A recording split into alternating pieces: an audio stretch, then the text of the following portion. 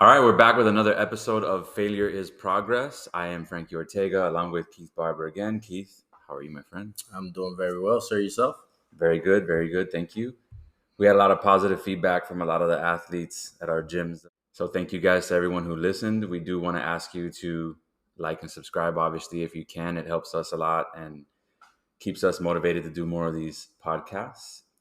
Today, we're going to be talking about a specific thing that me and Keith were talking about this week, which is our favorite groups to coach. Obviously, it doesn't mean we have lesser groups that we don't care about as much, but whenever we do this, there's a lot of love involved in it.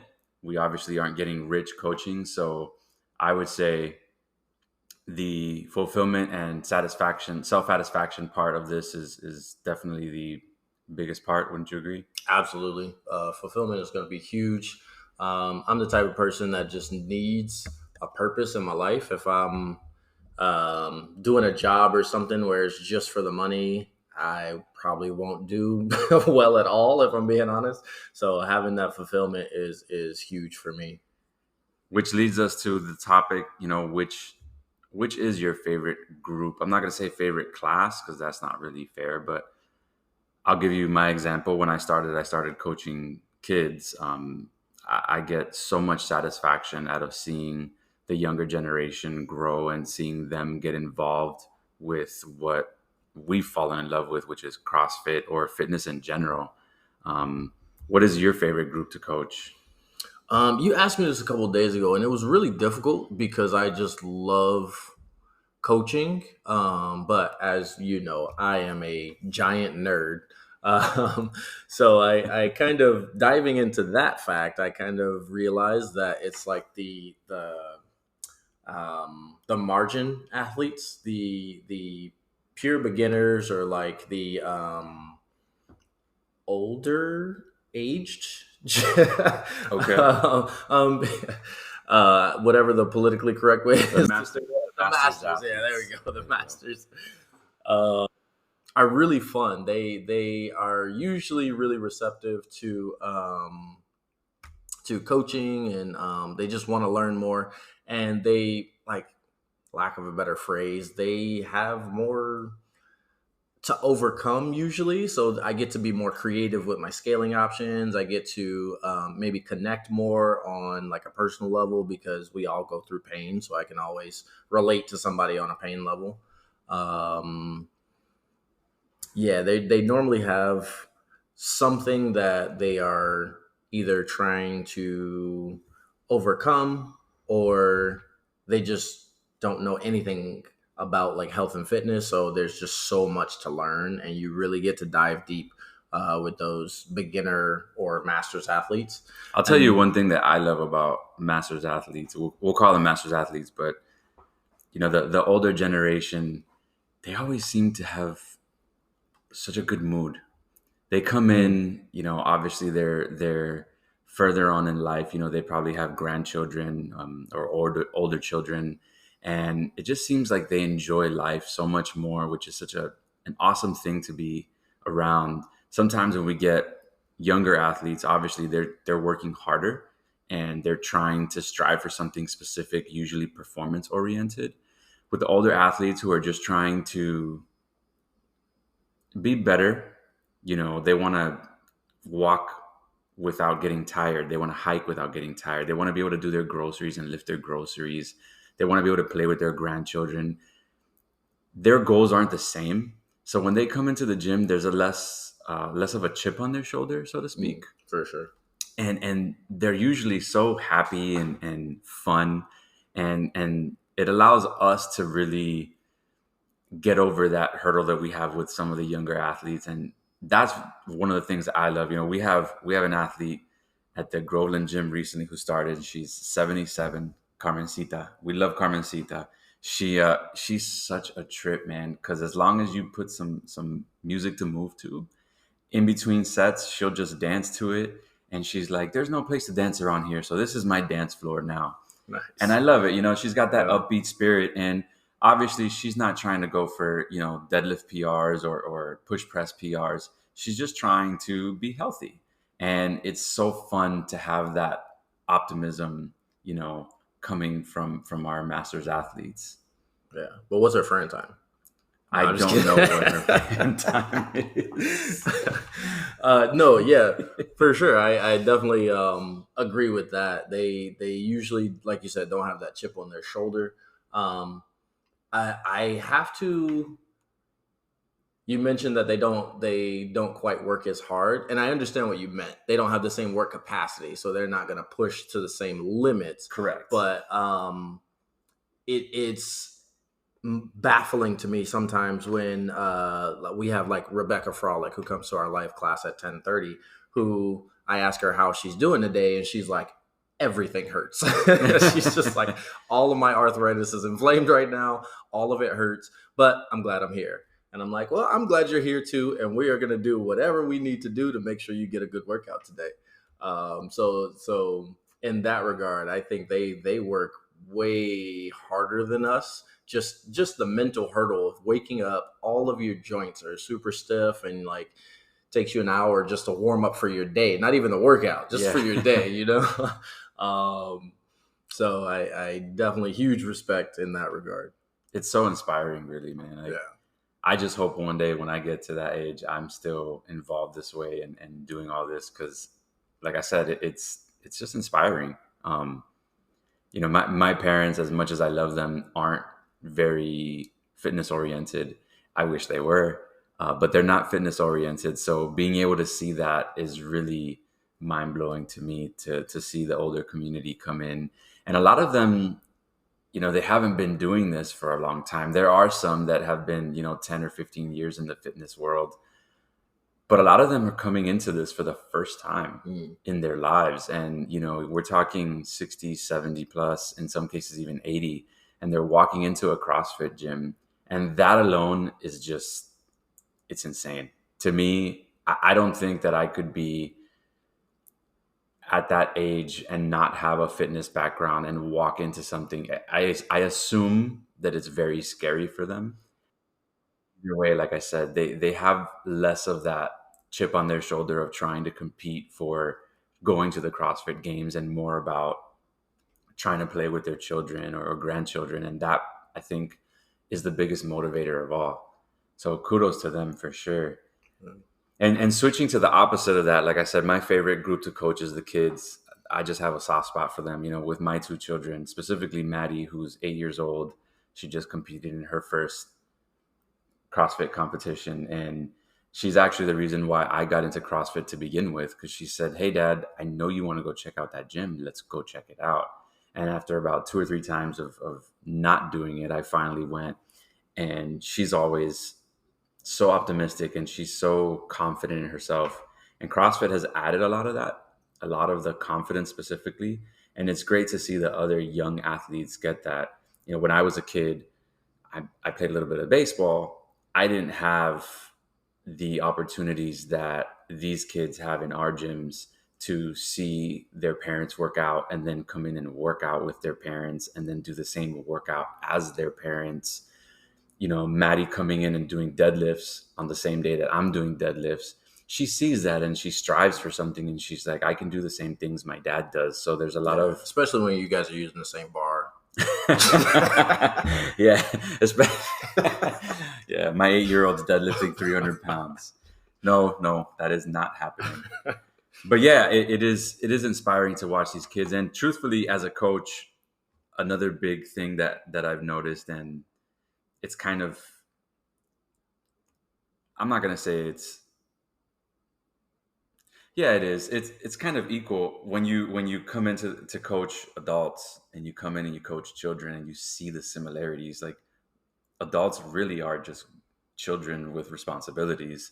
In some cases, we're worse than the kids, right? So it's fun to see the community aspect come into class, and you have your adult class and they're all just clowning with each other and playing with each other, and then you go and you coach the kids class, and sometimes the kids are even more serious than the adults.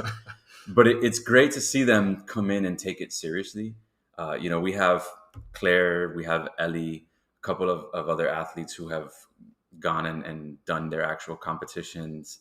And they've actually podiumed. Like, it's incredible to watch these kids compete with other children. And it's inspiring to me. Like I said, I didn't have that growing up, and seeing them do it, it makes me want to be a better coach for them. I want to make sure that they're doing the movements safely. I want to make sure they're doing the movements properly, but I also want to make sure that it's fun for them, because at the end of the day, fitness should be fun.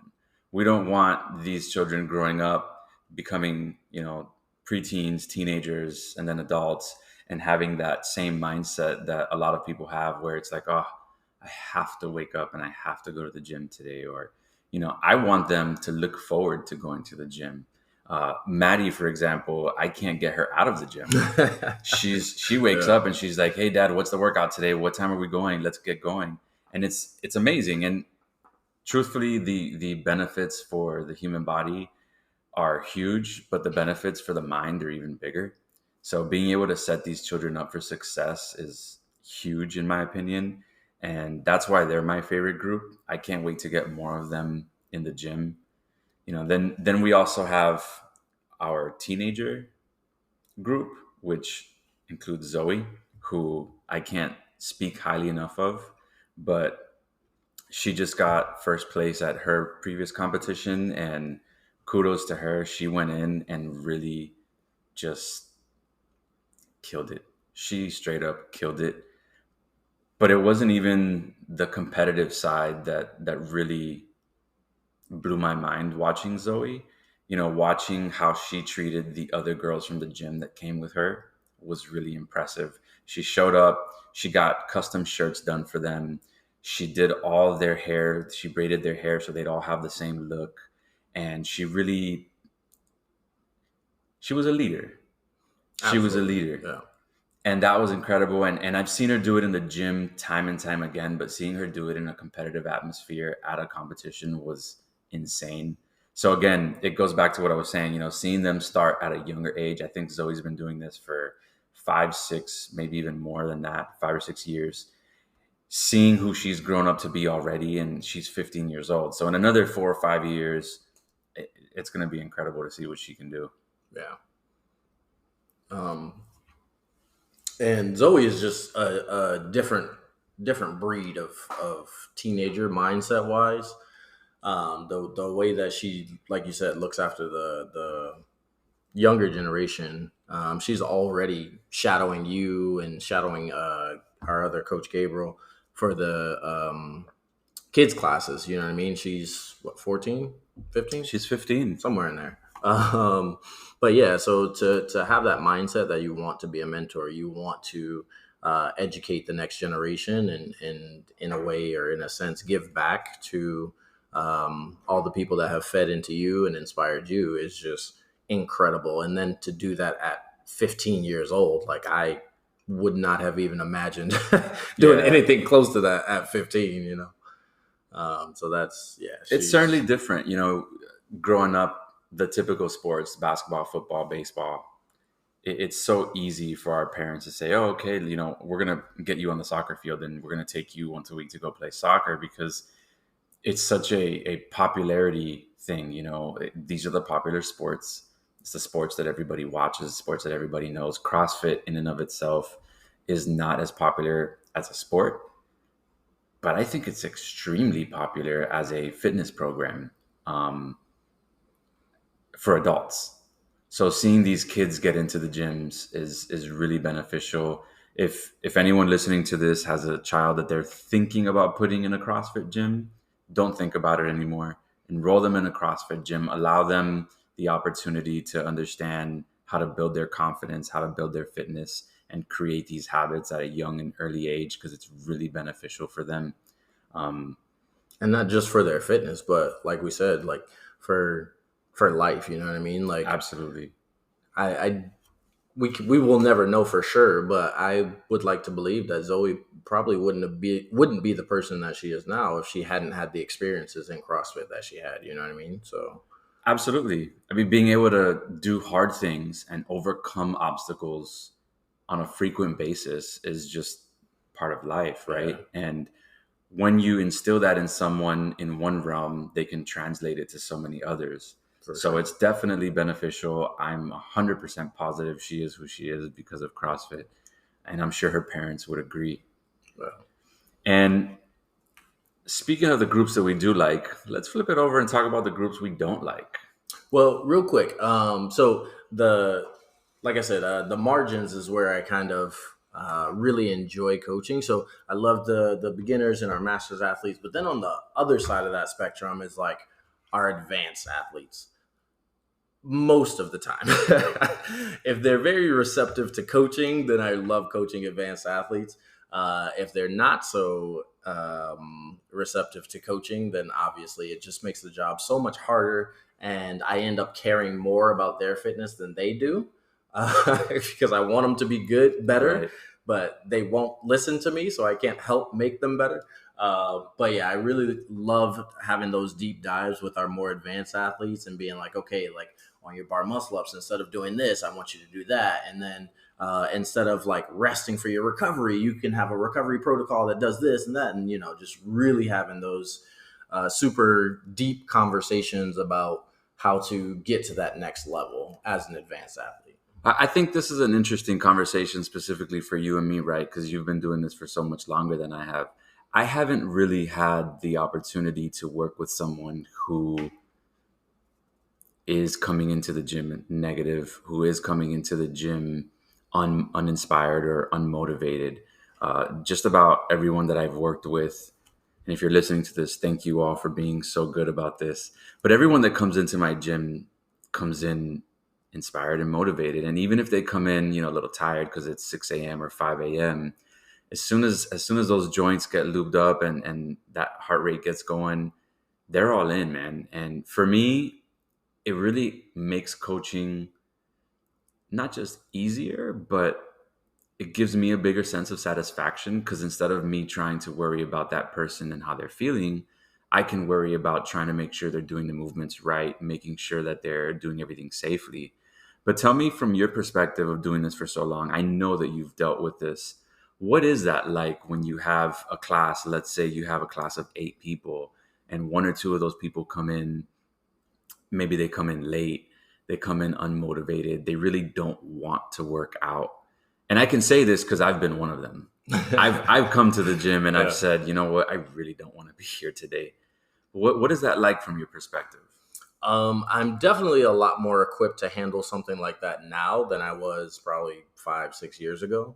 5, 6 years ago, it would have just frustrated the hell out of me, and I wouldn't have coached you the rest of the hour. I would have just been like, fine, you don't want to be here. I don't want to coach you.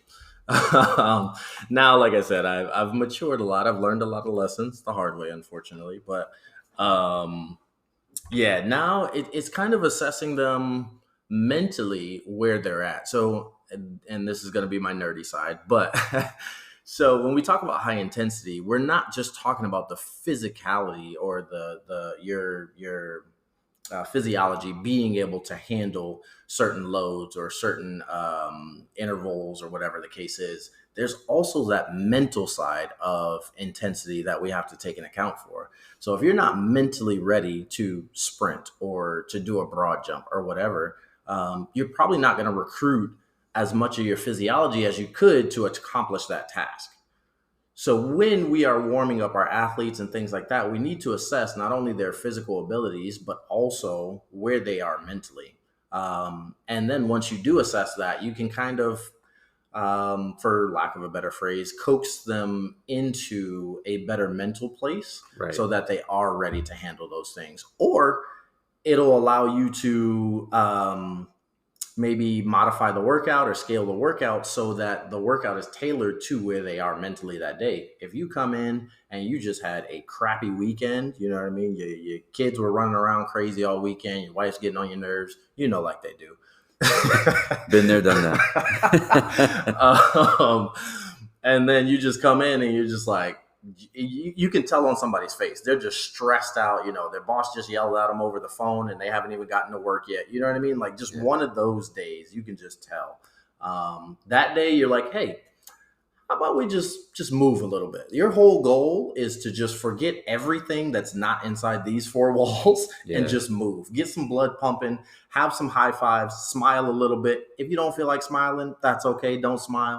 But just move and hang out with your friends. Like, don't think of this as a gym right now. Right now, this is just a safe space for you to enjoy yourself and maybe move a barbell or move a kettlebell or whatever the case is. That reminds me of exactly what happened a few months back when I messaged you. We were chatting, the two of us and our buddy Jake, and I said, "Man, I feel like garbage today. I really don't feel like doing anything." And you said, "Cool, just come in and hang out. Don't worry about lifting. Don't worry about picking up a barbell. Don't worry about doing anything. Just come in and hang out. Maybe foam roll a little bit while you watch everybody else do it." And I said, "You know what?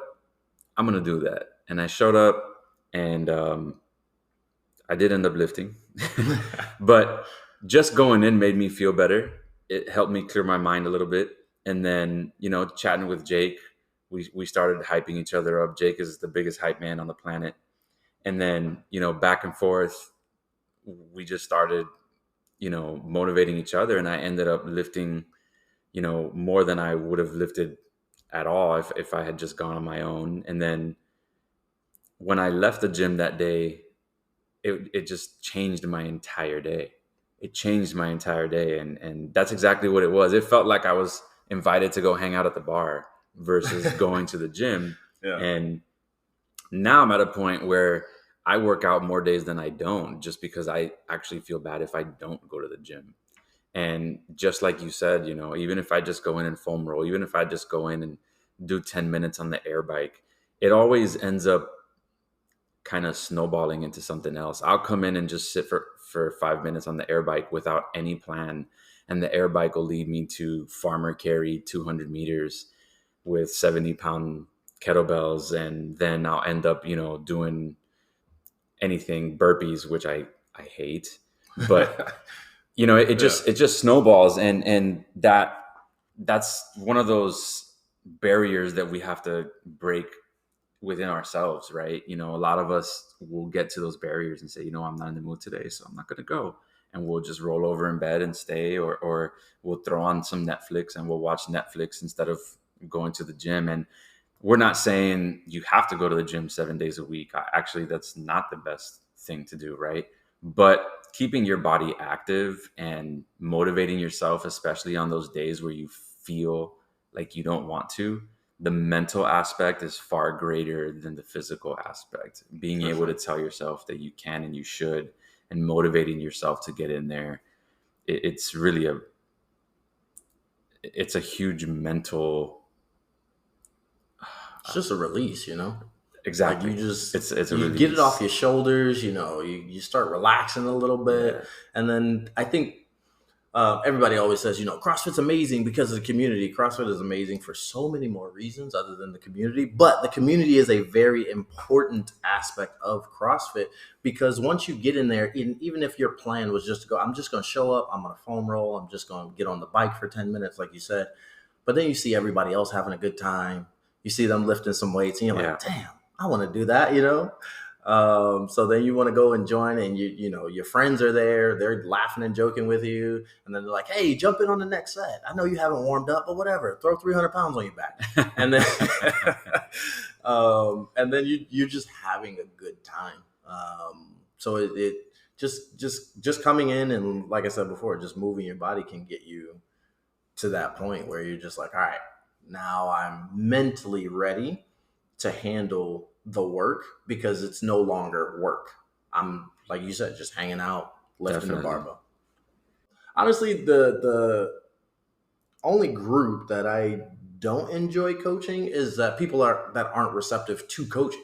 You know what I mean? Like that it makes everything so much harder. Like as coaches, we already have like a pretty difficult job, contrary to popular belief. We have to be very interactive with people. You have to know the information, obviously. You have to know how to move. You have to know how to correct people on how to move, all of that fun stuff. But then, you have to keep the atmosphere light. You don't want to keep making people uncomfortable or making people mad every day, because then they're never going to come to your classes and the gym suffers and yada, yada, yada. So, you want to keep it light, you want to keep it playful, you want to make sure people are having a good time, but at the same time, we are here to do work. So you have to weave in some work as well with the fun.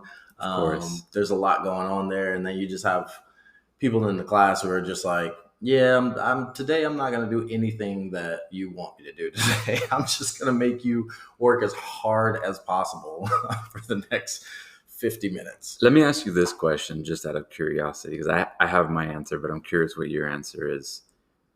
What is the most difficult part of conducting a class for you on a daily basis? This is not a specific question. Obviously, it's what is it for Keith? Um, that's an interesting question, only because in my mind, there's just a ton of variables to that, like different people's personalities and people's moods that day, stuff like that. But if we're saying, all things equal in a 60-minute class, I would have to say um, managing my own level of comfortability. So there's a level of comfortable that I can get to where I start to say things that aren't professional or appropriate. I have a Okay. very dark sense of humor that offends a lot of people. So if I get too comfortable in class, if I'm clowning around too much, it can start to get into that area where it's, you're stepping Inappropriate. over a line, like not everybody is okay with that type of humor, you know what I Right, mean? right, So right. it just gets really uncomfortable. So just managing that, but still being genuine, like not trying to shun who I really am. So just kind of having that balance of be a professional, but also make sure people are having fun, crack some Yeah, jokes, but make sure those jokes are, widely acceptable. You're never going to please everybody, yeah. but you can please most people, and that's still going to be okay ish. I think the hardest part for me, this is really funny, is picking music. Oh, dude. Every time I walk into the gym, I'm not anxious about whether I can do bar muscle ups or whether I can do double unders. I'm anxious about what playlist I'm going to put on to keep everybody excited. Because if you play the wrong song, people will revolt. People will revolt. Very true. So that is literally the only rule I have coaching, and I've told a couple classes that are like very specific about their music choices. I'm like, hey, I genuinely don't care what's on. I don't care if it's heavy metal or gangster rap or whatever you want. I don't care if it's country. I listen to the rainbow. I listen to a plethora of things. Um, so there's nothing you're gonna put on where I'm like, oh, I hate that genre. But if you want me to change the music, you also have to tell me what to put on. Right. You can't just be like, hey, coach, can you change that song? I'm like, I'll change it to what? You have to tell me what to put on. That way I have somebody to blame when they don't like this Yeah, music. don't give me the problem. Give me the solution. Exactly. Yeah. Exactly. Awesome. Awesome. All right, bro. I think this is another good one. Thank you all for listening to the Failure is Progress podcast presented by Sweat Factory CrossFit. Thank you so much for having us both as coaches and for allowing us to do this podcast. Until the next one, have a good one, guys. Take care.